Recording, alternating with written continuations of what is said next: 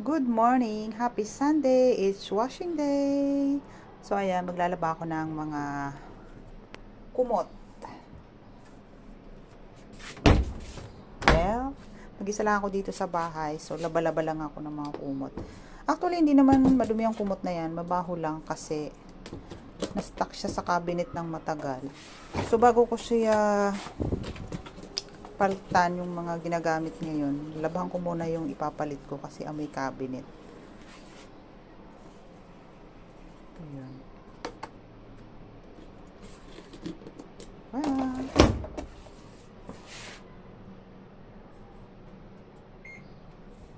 So, ano lang tayo, quick wash.